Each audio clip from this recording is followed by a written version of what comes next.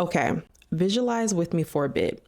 It's the 1960s. You're boarding a shiny Boeing 707, dressed in your Sunday's best. The air smells faintly of cigarette smoke and perfume. A smiling stewardess, perfect hair, red lipstick, and a crisp uniform greets you with a warm "Welcome aboard." She looks like she just stepped off a magazine cover. And in a way, she has. Because back then, stewardess were the face of commercial aviation. But behind the polished smile was a story far more complex. A story of strict beauty standards, sexism in the skies, and eventually empowerment and progress that would change the face of air travel forever. Today, we're unpacking that story, the creation and evolution of the flight attendant. Hello all, my name is Jalea and I am a flight attendant for a major US airline, and I am obsessed with travel, and so this is my travel YouTube channel. On this channel, I will be uploading research type videos like this one, travel vlogs, and other little flight attendant tips and tricks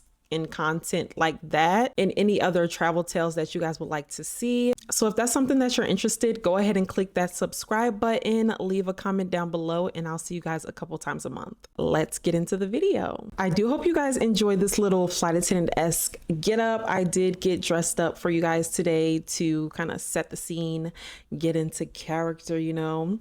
I hope you do enjoy that. But yeah, let's get into the video. Let's get into the topic. The very first flight attendants weren't hired for glamour. They were hired for grit. In 1930, Ellen Church, a 25-year-old registered nurse, approached Boeing Air Transport with an idea. What if they hired women, specifically nurses, to take care of passengers in the sky? Air travel was new, noisy, and terrifying for most people. Passengers often got sick and scared during flights, and Church believed nurses on board would make people feel safer. Boeing agreed, and in 1930, America's first stewardess took flight. 8 women, known as the Original 8, were all trained nurses, and their job went far beyond serving coffee. They hauled luggage, reassured terrified passengers through turbulence, and even refueled planes. Okay, let me digress for just a second. If these were the duties of flight attendants today, I'm telling you right now, I would in fact not hold this position. I feel like if you got your suitcase this far, like you packed it,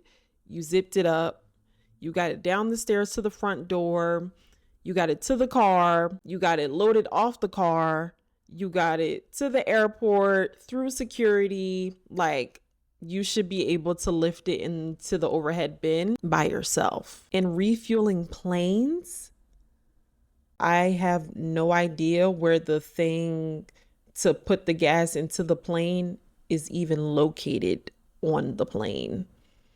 Anything going on outside, next to, above, below, beyond the plane, that's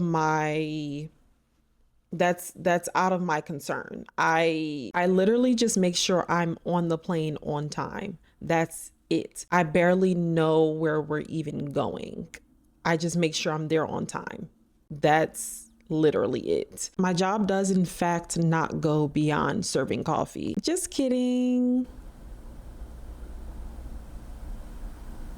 Anyway, back on topic, the uniforms of the Original 8, military style. Designed for practicality, not fashion. The uniforms consisted of a boxy coat, a high collar dress shirt, and a long high-waisted skirt. But even in this early stage, the foundation was being laid for a gendered image. These women were called sky girls, expected to be nurturing and graceful, yet physically strong enough to handle emergencies. And side note, this is another little digression. I thought men weren't allowed to be flight attendants back in the day, like when the role was first created, but they actually were. Actually, the first ever flight attendant was a man, but they may have called them attendants or stewards. And are we surprised? Nothing is worth doing if a man didn't do it first, of course. Anyway, still it was a start. For many women, this was the first job that offered them the opportunity to travel and see the world. By the 1950s, flying had become glamorous. Air travel was no longer just for the brave, it was for the wealthy. Air travel was expensive back then, and I mean expensive. For example, around round-trip ticket between Chicago and Phoenix cost about $138 in 1955,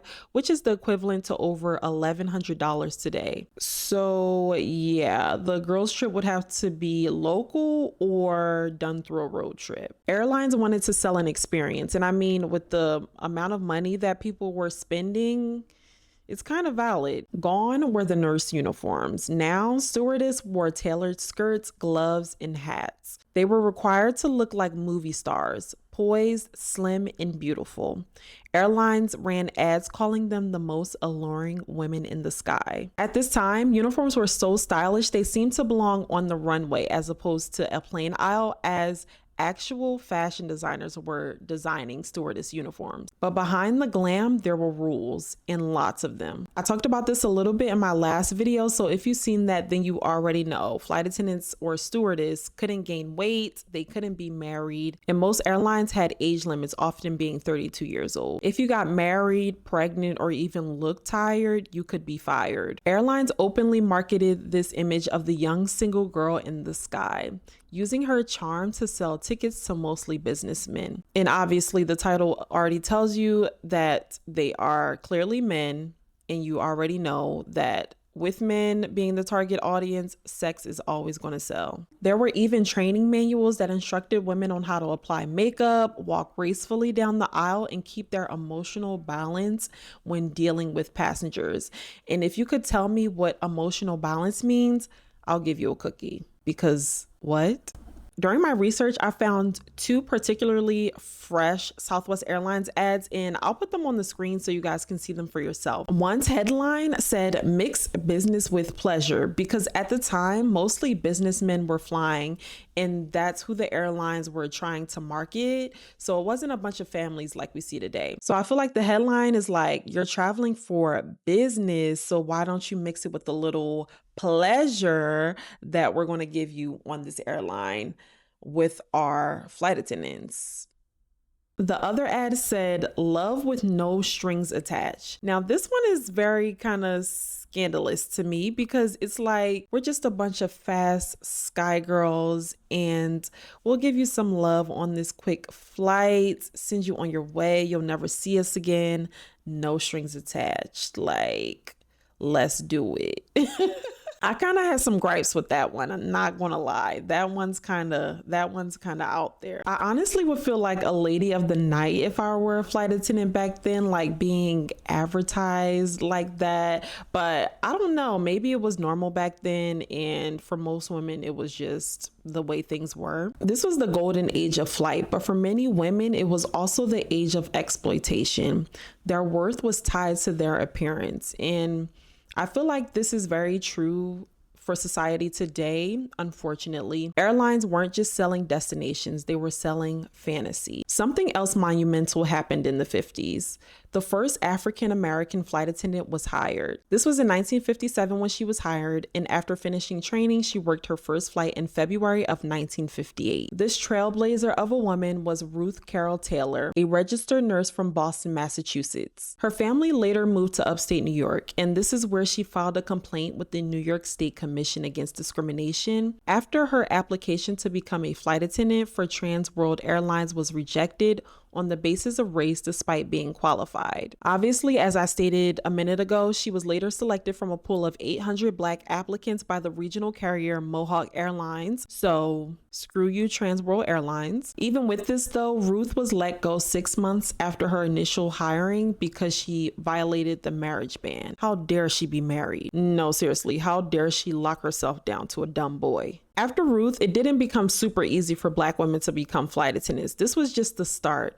There was still pushing, fighting, and legal actions that followed to make a way for other than white women to hold the position of a stewardess. And as competition between airlines heated up, the advertising got bolder and more sexist. Southwest Airlines launched in 1971 with the slogan, "Love is our field," where LUV stood for both love and their home base at Love Field Airport in Dallas. Their stewardess wore hot pants, go-go boots, and were told to flirt with passengers. Another airline called Braniff ran a campaign where stewardess would strip off layers of clothes mid-flight, revealing new uniforms underneath to show how fresh the airline was. They were fresh, all right. The job has shifted from professional service to performance.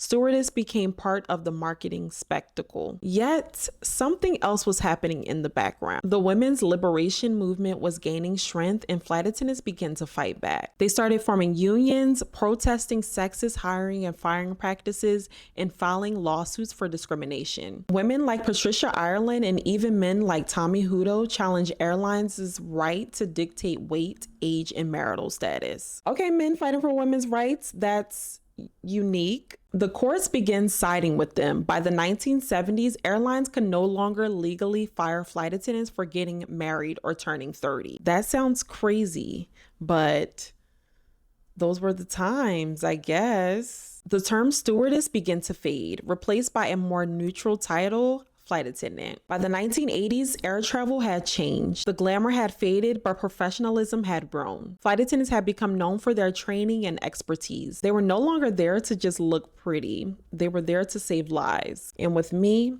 you get a 2 for 1.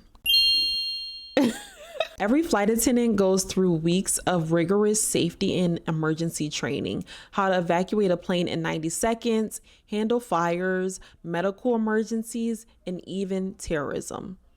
During the rise of hijackings in the 1980s and 90s, flight attendants became the first line of defense. Yet the perception lagged behind. Many passengers still saw them as waitresses in the sky, unaware of how demanding and technical the job had become. Still, flight attendants began to reclaim their identity. They were professionals, not pinups. Their uniforms became more practical, their voices more respected, and their unions stronger than ever. Then came 9/11 in 2001.